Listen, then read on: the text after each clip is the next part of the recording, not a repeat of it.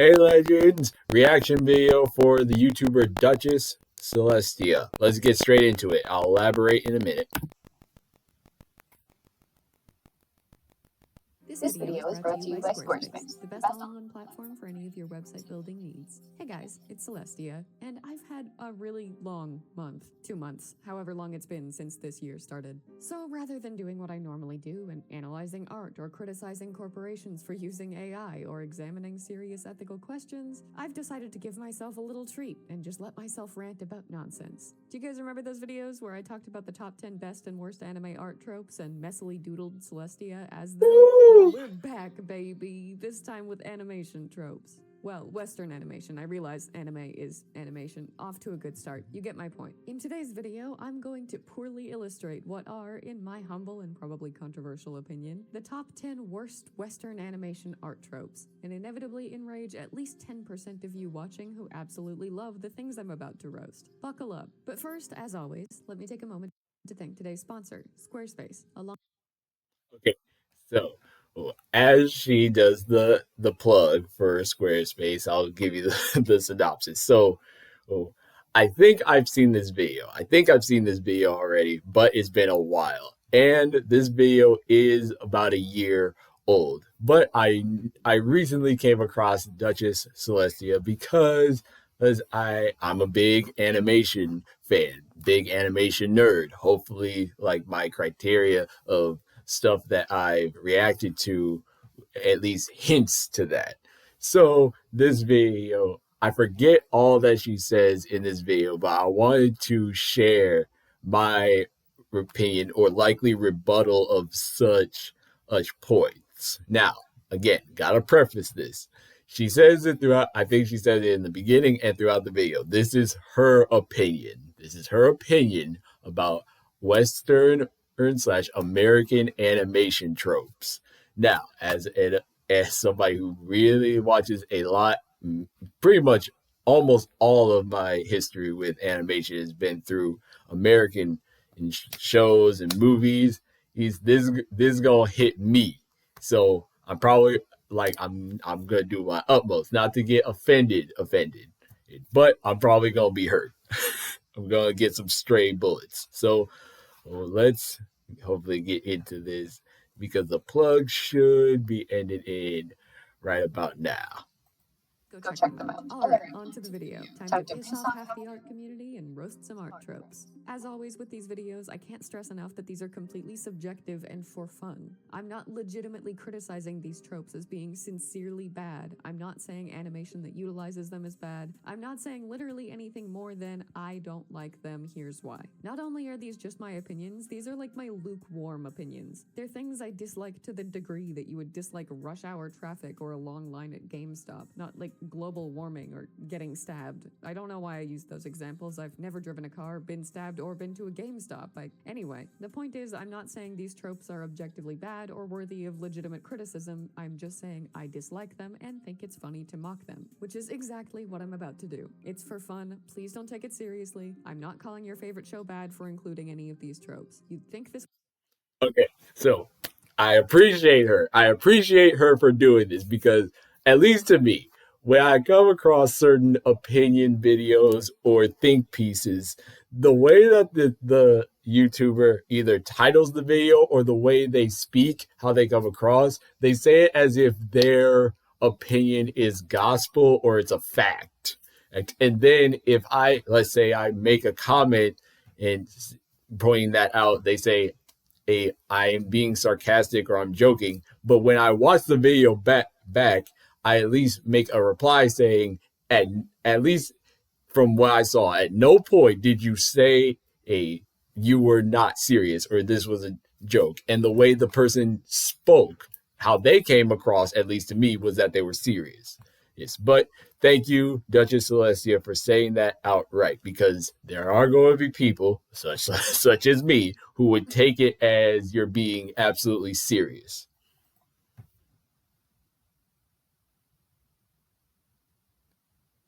Wouldn't Ah, be necessary to say, but I've done two of these now, know and I all too know. well that it is, but I am a page into the script and I haven't even started yet, so let's fix that. Starting strong with one that I'm sure will piss off a very non-zero number of you, the number one worst animation trope on my list is don't kill me, hear me out, the beanhead. Let me explain. I know the beanhead gets unjustified amounts of hate just for being associated with the Cal art style. I made a whole video about it, and of course I think that's dumb, but it gets so much hate that at this point I'm sick of seeing it because I'm sick of hearing about it. Do I think it's a bad art style or a bad trope artistically? No. When it first showed up in shows I watched, I thought it was thank you. cute. I still think it's cute, if not a little overdone, but that's the case for everything that gets popular. But at this point, it's not even about how it looks. It's about how ridiculously polarized people are about it. Is the beanhead cute, or is it too simple and overused and lazy? Apparently they can't be drawn anymore without sparking a heated debate where both sides think they're objectively correct and not just stating opinions. And that is why I hate the beanhead trope, because people will not shut up about it. And now you can't even discuss Western animation without at some point stating your inevitably controversial stance on beanheads. Visually, in my opinion, beanheads did nothing wrong. Socially, beanheads are the bane of my existence. Society ruined them. And yes, I understand the irony of me saying people won't shut up about their opinions on beanheads while not shutting up about my opinions on beanheads. When I say society, I include myself. Number two, conversely, Okay, so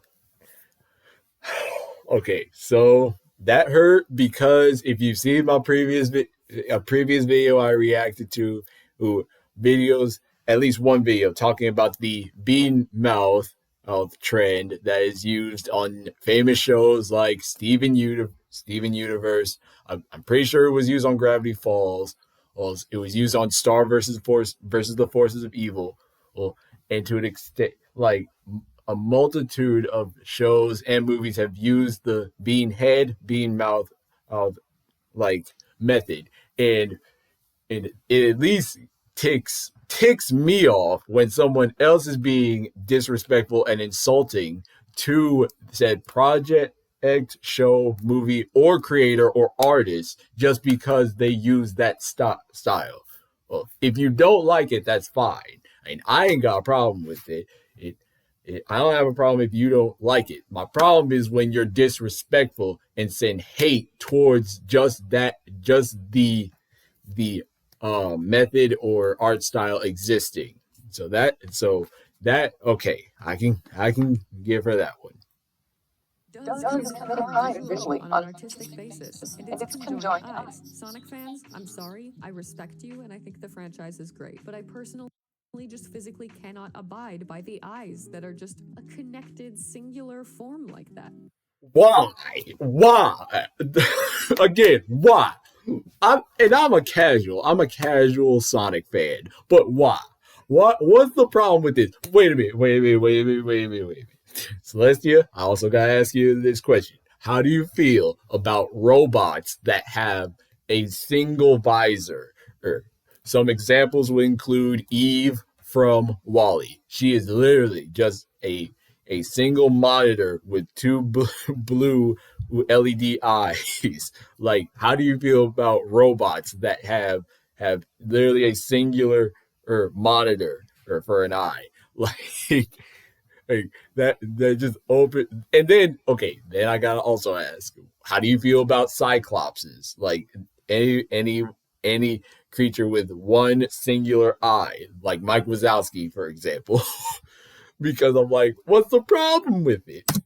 Like Like they they just just bleed bleed into into each each other other and and function function as as one one autonomous autonomous being. being. It makes me uncomfortable. I don't know why. I don't know what it is about the conjoined eyes that makes my brain reject them as physically unacceptable and emotionally unforgivable, but I can't. The other version where the eyes are like not one conjoined thing but still attached to each other is less egregious to me, but I still deeply dislike it. It's purely my personal opinion, and And you also, bro, this one is using a lot of cartoons. Like the first ones I can think of is like the Loud House.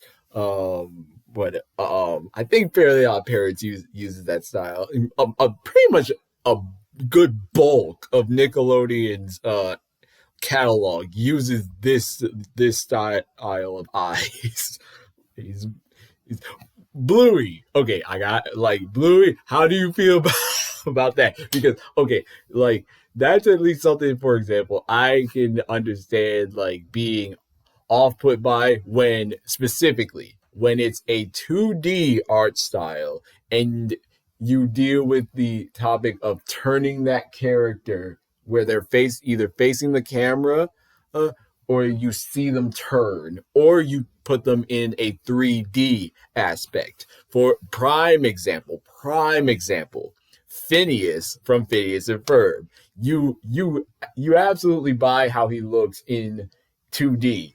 When he like they put him in 3D, for example, uh, character characters at Disney parks and in Disney Infinity, and also as toys. Like they've done his 3D look of him many times. It's just a bit unsettling because of how, of course, how his head is, how his eyes are, and how he's from a 2D model being transferred into 3D. So Nothing objectively wrong with the style. I just feel like it's not the hottest take to say that eyes should be separate. But others would argue that it's not the hottest take to say that eyes shouldn't be anime levels of exaggeratedly large, demolishing my entire style. So I once again should reiterate the insignificant. I disagree with that because it's animation, it's fiction. You can do whatever you want. And to me, it like make your character eyes as big as you want. Some of my dumb opinions when it comes to assessing whether a trope is good or not. Next up, number 3, the bulging stuff. Look, I get it. Animation is supposed to be exaggerated, sometimes to a deliberately ridiculous degree. Exactly. Milady Celestia.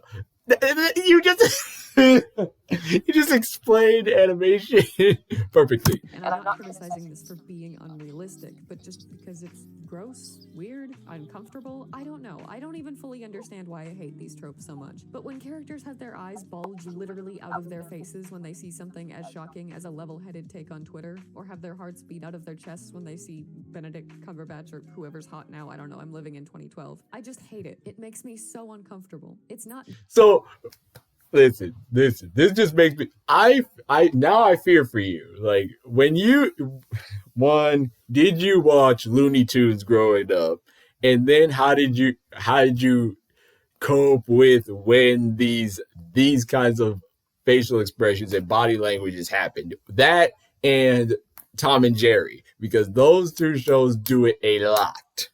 They do it a based lot. on anything logical. I'm consciously aware that the bulging hearts and eyes are effective visual tools when it comes to communicating love and shock, and I know I should like them as a result, but I just can't. It's the same with things like characters' stomachs ballooning up when they eat a lot, or their cheeks flapping wildly. It's a visual expression, as y'all can tell. I like this trope as well. I'm like visual expression that someone has eaten a lot and they're stuffed. Lovely when they're going really fast. I get it. It's visually effective storytelling, but something about it makes my brain immediately recoil into itself. Like it just touched something sticky, but it doesn't know what it is, and it really just wants to wash its hands as quickly as possible. It's icky. I feel like a toddler saying that, but I just can't find a better word for how this trope makes me feel inside. There's nothing wrong with it, honestly. There's something wrong with how my brain responds to it, and it's been responding that way since I was a kid watching Looney Tunes. Number 4 is what TV Tropes refers to as the fourth wall breaking. As you said, Watching Looney Tunes. Number 4 is what Looney TV Tunes, Tropes refers to as the fourth wall breaking portrait, which is when a character that's animated really simply and cartoonishly shows a portrait or other visual depiction of themselves that's ridiculously realistic, to the point that it doesn't even resemble them with any semblance of believability. It gets a pass when it's acknowledged comedically, like if the character makes a joke and says something like, "Wow, that looks nothing like me," about a portrait of them done to look as realistic as they would be in our reality. I'll forgive it as a gag then that gave me a little chuckle. But when it's just like completely unacknowledged and the character just acts like, "Yeah, what? That's what I look like." No, it's not. You're my cartoon little guy. Don't make me imagine you as an actual human being. I don't want to think of Peter Griffin looking like a real dude. Look at this. No, it's such a petty gripe. I know. I just find it so immersion breaking and jarring. I don't know. So many of the hold on, such a hold petty on. gripe. I know. I just find it so immersion breaking. Don't make me imagine you as an actual human being. I don't want to think of Peter Griffin looking like a real dude. Look at this.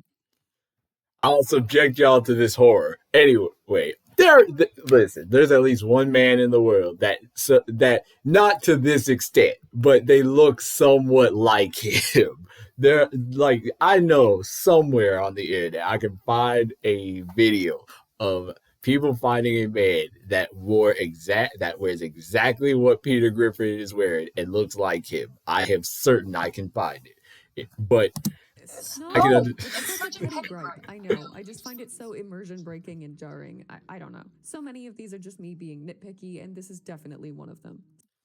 Okay, but in rebuttal to that, I mean, it's the inverse of when you go to whether it be downtown Disney or Cedar Point, Six Flags, or any carnival, and they have an artist who will like do a portrait of you, and it's in a very stylized, cartoonish manner. It's the inverse of that. So, well, I mean, I can't blame it for that. I can't blame it for that. For example, the Adventures of Tintin movie at the very beginning, there's a like Tintin gets a drawing of him, and it's literally his original cartoon model. What his original cartoon model is, and then the rest of the movie is in CGI. Like it's the inverse of that trope. Is the inverse of that. Speaking of nitpicky, number five is so nitpicky that my wife even called me out for how nitpicky it is while I was drawing it. But I will die on this hill, and it's animals not being drawn to scale. Dogs the size of humans. Girl, come on, come on, come on. You mean tell me you don't like Lockjaw from the Inhumans? You don't like Lockjaw? Darn. Mice the size of children. Clifford the big red dog. Really? Really? Just impossibly large animals when compared to the humans they're interacting with. I get it, it's a style thing, it's not supposed to be realistic, and I don't even completely mind it when it's just animals being unrealistically large in comparison with humans. What irks me is when they're indiscriminately large compared to each other. Like if the dog and the mouse are big compared to the human, okay, fine. If the mouse is big compared to the dog, no, I reject that mouse. I love regular show, but regardless of whether or not I enjoy the show itself, my brain has some kind of mental block preventing me from believing that a bird is that much taller than a raccoon.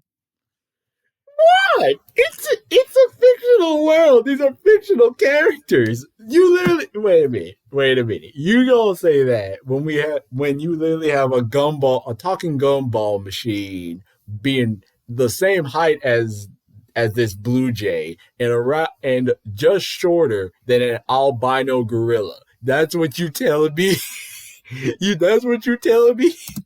It just can't accept that as a fundamental tenet of that reality. This is 100% just a me thing that my brain in particular rejects for no legitimate reason. And it's not like it's a trope that fills me with rage or something. It's more like the idle nagging irritation of a fire alarm beeping randomly every few minutes. There's nothing wrong with it. It's not bad. It just bugs me. Probably more because of who I am as a person than anything else. Number 6, however, I feel is vastly more legitimate. And it's the impossibly strong family resemblance. When a character looks so much like one of their parents that they're practically identical, with the only real differences being in clothing, hairstyle, or some small subtle age indicator like glasses or tiny wrinkles. No one looks so much like one of their parents that wearing their clothes would make them indistinguishable from each other. And there are so many better ways to visually communicate that characters are related than to make them share so many physical attributes that it's about as subtle as a punch in the face. Like, look at Ariel and her mom and tell me that's not a ridiculously lazy way to Okay.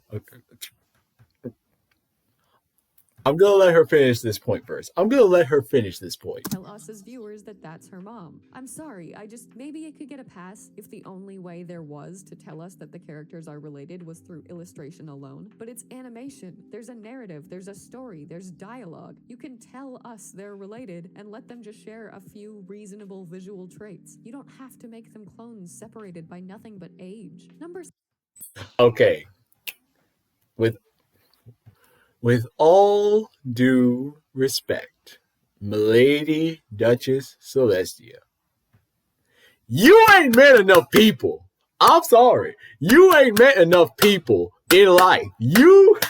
Because listen, I've met some people. I have met a few people that look just like their parents. They just younger. And listen, if especially if the parent is very much aged with wrinkles, gray hair, all that, etc. And you see a picture of that parent when they were younger, and that child is a spitting image of them. Might as well come out of a copy machine. One example would be my own sister. My own sister, when we look at pictures between me, like, okay, pictures between, sorry, my sister and my mom. They look different. They look different now. Looking at pictures of when my sister was when my mom was the same age as my sister, they look exactly the same. And then, and to another personal extent, me and my baby brother separated by 6 years. Separated by six. Yes. Oh my goodness. That's how dumb I am. Between 6 to 8 years. 6 to 8 years separated from my brother. We look exact pretty much exactly the same in many pictures. Especially since like now that he's a teenager, like me and him are starting to look very much the same. Like we looked the same when we were infants. Then between my brother going from between around 6 to 12, between 6 and 12, we had body differences at those ages. And now he's starting to look more like how I did when I was 16, 17, 18. So, at least to me, this one is nonsensical because, yes, there are people like that. I've met people like that. And in the case of Ariel and her mom, Milady Celestia, Ariel has 6 older sisters, and none of them look like their mom. She has 6 older sisters, and none of them look like their mom. Are you going to sit here and tell me that out of seven girls, not one could look more like their mother than the others? That's what you want to tell me.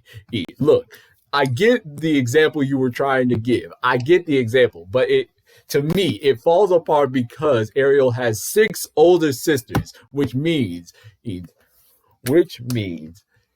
took basically 7 tries to have a daughter that looks the most or exactly like Ariel's mom.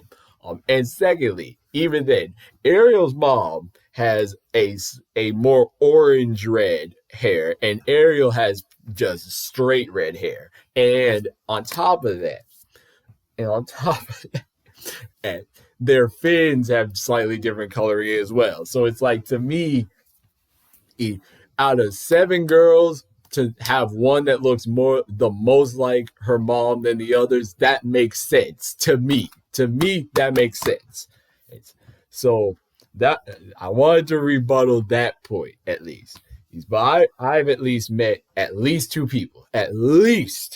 people in my life who look like their parents, just younger. I have met said people. Anyway, but it is her opinion. Now, I would replace me personally, I would replace that one with a different one. I would replace that trope that she just mentioned with a different one. That one being when a cartoon has a husband and a wife, and the only difference between the two is obviously the body chemistry between a male and a female, between a man and a woman. When that is the only thing, but the face, they have the same facial features.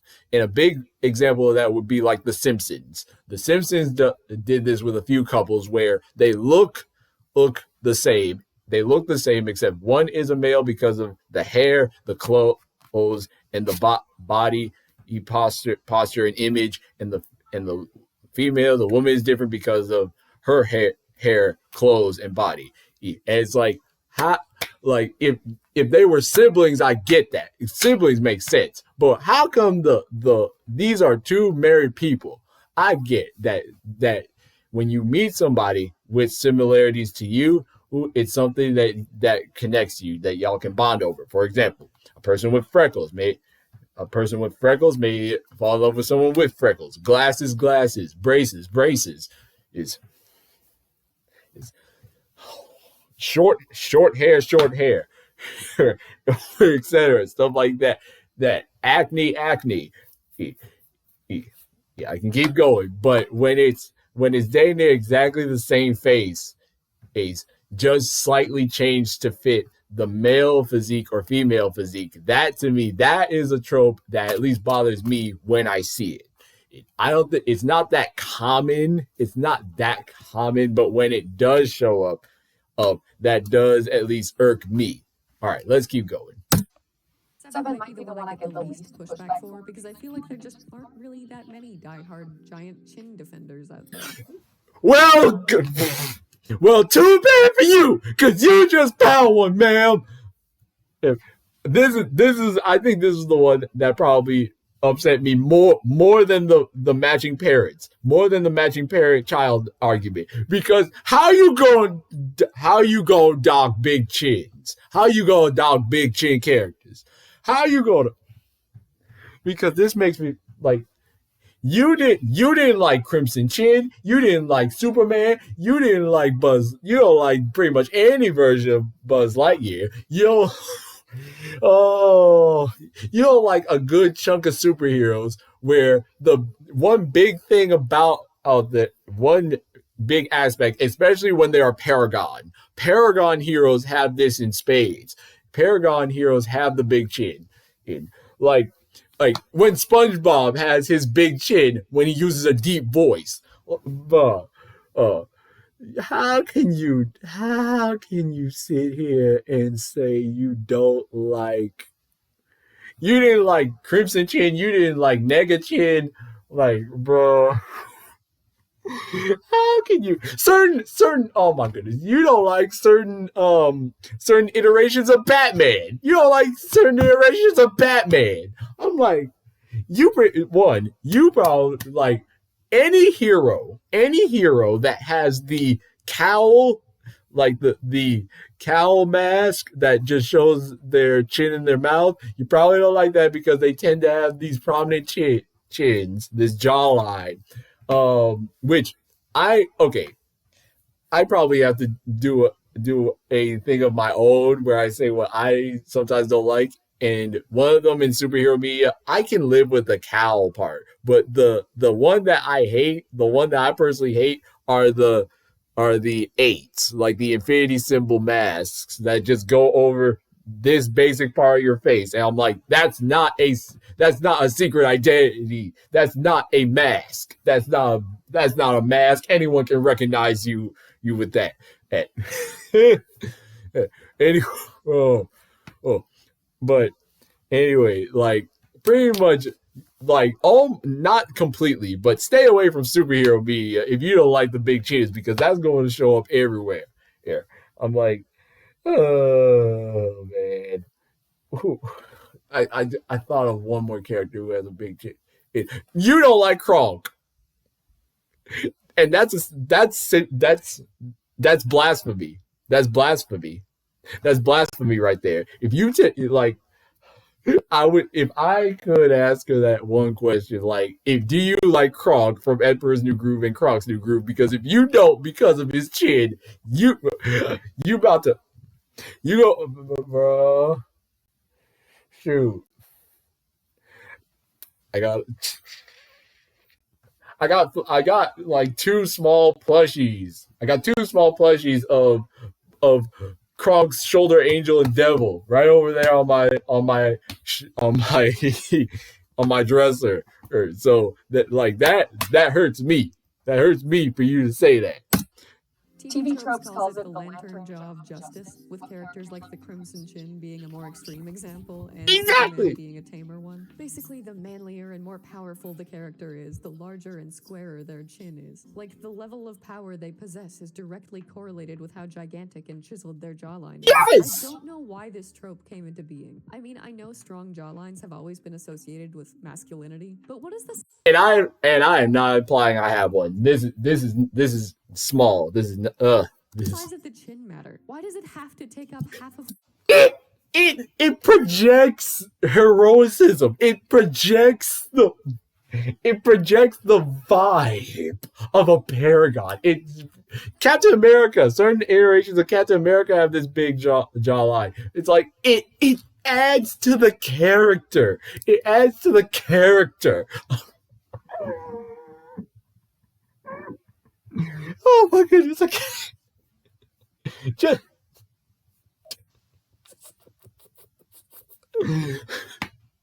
okay. For example, I'll give. And I need to see it. I need to see her. I do need to see her worst anime trope. I think if I haven't seen her worst anime tropes video. Oh, it's much like in isekai anime, where the relevance of a certain female character is based on a very prominent feminine trait, based on a certain feminine trait, and all you anime isekai watchers know exactly what I'm talking about. You know exactly what I'm talking about when I say this. A certain female trait based on the prominence of that equals their relevance or their place in the story. What kind of character they're probably going to be, if they're the end game or not, or if they're just going to be comedic relief, etc. Uh, like, there are other examples of this, and people who watch anime know what I'm talking about. So, so the chin adds to their character. It adds to who they are. Okay. their faces? Why can they only fight for justice if their chin is the size of a small plot of farmland? I hate it. It's the worst. And drawing the Duchess Celestia may be one of the worst art crimes Hold on. Like, how? What did the chin do to you? What did the chin ever do to you, Celestia? What did the chin do to you? I've ever committed. Next up is number 8, and I'm a little torn about it. It's when an object that we as viewers are supposed to pay attention to is drawn conspicuously differently from every other object in its vicinity. I've seen this Steven Universe scene used as an example, where there's a pile of plushies, but they're all drawn in a generic clump, while the one plushie Steven's about to pick up is dramatically more well-lit, well-defined, and outlined than the rest, which is what I based the speed paint you're watching now on. But there are plenty of other instances, like when that one book on the bookshelf that a character's going to pick up is brighter, outlined, or highlighted, and it's just, again, it is visually effective, and it does its job of making the viewer look where you want them to. But I feel like it's just so lazy. Like, there are better ways of accomplishing that don't completely break all immersion and make the background feel less like an environment and more like a prop. I don't know, maybe it's just me, but it feels like it's so obvious that it cheapens the rest of the scene. Okay, in response to that one, again, I'm saying exactly what you just said. It is to one, so you know which one they're going to pick up, the character's going to pick up, and two, why in the world? Listen, especially if a show is on or movie is on a certain budget, why would you put so much more effort to put the same amount of detailing on a book that's not going to get touched, an item that's not going to be picked up or moved, versus the one that is? Now, granted, if it's a very detail-oriented thing to say, but it's like, what's wrong with that? Like, look, if you're going, because it's a different thing if the character is going to dig into a pile or go through the book and move them to grab the one they want. But why would you add so much detailing? Why would you add that level of detailing, which inevitably would go towards the budget, even goes towards the budgeting, even if it's a single cent, for something that's not going to move, that's not going to be impacted? Like, why? I don't know, maybe it's just me, but it feels like it's so obvious that it cheapens the rest of the scene. Number 9 is one that I just I don't disagree. understand on a fundamental level, and it's when a character gains weight and inexplicably also gets significantly taller. Like, they can't just have more weight on their frame, they also have to grow 10 inches in order to justify it. I don't even think this is motivated by any kind of fat phobia or anything like that, like so many other weight-related tropes, because the characters do still get physically larger when they gain weight, and would probably look the same when it comes to actual proportions as they would if they were still their original height. So then, why? Why not just keep them their original height? How? Visual storytelling, visual representation. I mean, it's a visual thing. I mean, listen, it's fiction. It's escapism. Everybody, oh my goodness. Listen, if you could gain more height by gaining more weight, goodness, man, it's that's wish fulfillment to me. That's wish fulfillment, man. Oh, what? I mean, Does gaining weight make them become giants? Is it just supposed to further exaggerate the weight gain? I don't know. I don't get it, and that's why I hate it. Not because I'm really against it visually, but because I just do not understand why it's done, and that lack of understanding makes it unbearable to me. I mean, visual indicator. I mean, a visual indicator. Finally, number 10 might be one of the most controversial ones because it's also the most relatively serious, and it's what I call the conventional makeover. If the character's female, they'll start out as some combination of chubby, small-chested, or modestly dressed. If they're male, they'll start out either chubby or super lanky. In both cases, they'll probably have other traits that make them less conventionally attractive, like freckles, acne, or glasses, all of which I think is dumb to see as unattractive anyway, but whatever. And then by the generosity and grace of the plot, they get a makeover, and suddenly the female characters lose weight, get bigger boobs, and their outfit becomes massively more revealing. And the male characters either lose weight or become absolutely shredded, and both magically no longer need glasses and have perfect skin. They basically just get a glow. Listen, you kind of just set a stray bullet. You set a stray bullet at Tobey Maguire's Peter Parker. You inadvertently set a stray bullet at Tobey Maguire's Peter Parker. But continue. Up that makes them conventionally attractive, implying that all of the traits they had before were bad. This is a trope that's omnipresent throughout all media, but in animation, I feel like it gets worse because of the added freedom for exaggeration. In live-action media, these makeovers have to be relatively realistic. The character can't go from being visibly overweight to suddenly skinny with perfect curves, or lanky to super buff, because the actor can't physically change that way. So they have to rely on simpler changes, like restyling their hair, getting rid of their glasses, and making their outfit more revealing or at least more flattering. In animation, those changes can be a lot more extreme and involve completely reshaping their bodies altogether, which means these conventional glow-ups can even more dramatically reinforce traditional beauty standards and make it seem like they needed to match them in order to be their best, most beautified selves. These makeovers always seem like they're telling us as viewers that the characters that are chubby, dorky, lanky, or modestly dressed can't be beautiful, which is not a cool message. I feel like characters should be able to be attractive regardless of how they're dressed or what their body looks like, and the only point of these makeovers is to suggest otherwise, and I just don't vibe with that. But that's it from Let me go back to this one. All right, I can agree on this one. I can agree on this one with a prime example. And listen, I know I'm probably going to offend the fans of the certain show I'm about to mention by saying this. So if you got a problem with what I'm about to say, please share it in the comments. Spectacular Spider-Man in how they depicted Gwen Stacy. So that is to me the epitome of this glow up, because before Mary Jane came into the story, you could tell Gwen Stacy liked Peter, and she had the glasses. She was more nerdy. She wore less revealing clothes. I think she wore like a hoodie and stuff like that.